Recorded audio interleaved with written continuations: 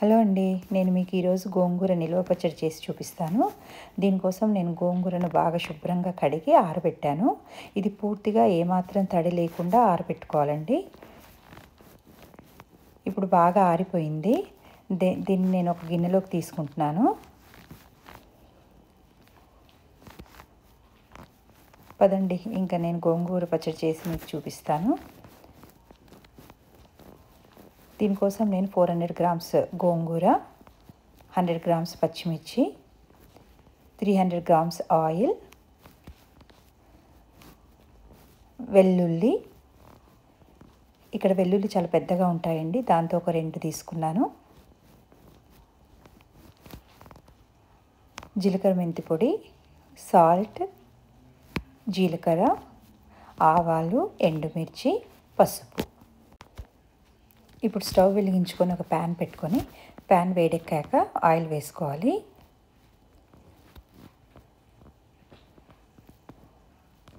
Oil వేడెక్కాక జీలకర్ర, ఆవాలు, ఎండుమిర్చి, వెల్లుల్లి వేసుకొని బాగా కలుపుకోవాలి.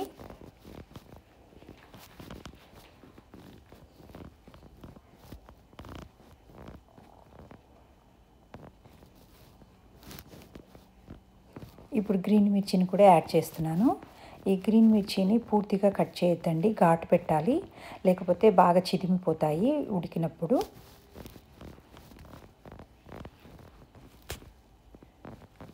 వీటిని మళ్ళీ ఒకసారి బాగా కలుపుకొని కొంచెం వేగాక గోంగూర వేస్తున్నాను.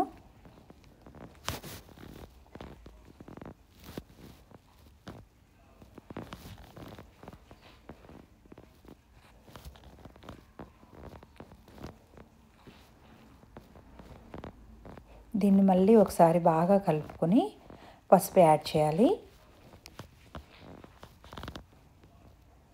ఇప్పుడు మీడియం ఫ్లేమ్లో మూత పెట్టుకొని ఒక 10 నిమిషాలు మగ్గనివ్వాలి. మధ్య మధ్యలో మూత తీసి కలుపుతూ ఉండాలి.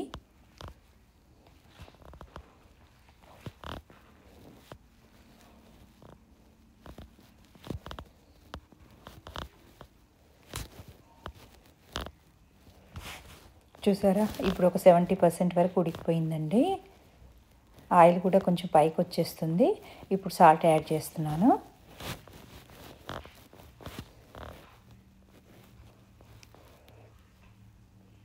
ఇప్పుడు మళ్ళీ ఒక 5 మినిట్స్ మీడియం ఫ్లేమ్లో ఉడకనిద్దాము.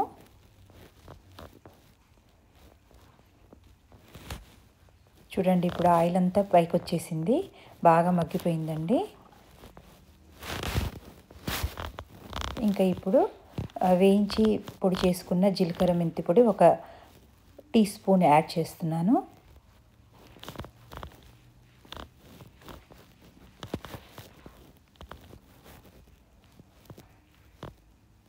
ఇప్పుడు ఒకసారి మళ్ళీ బాగా కలుపుకొని ఒక 2 మినిట్స్ మగ్గనిద్దాము.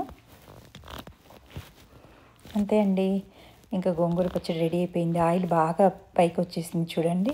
ఇది వేడివేడి అన్నంలోకి తింటే చాలా బాగుంటుందండి.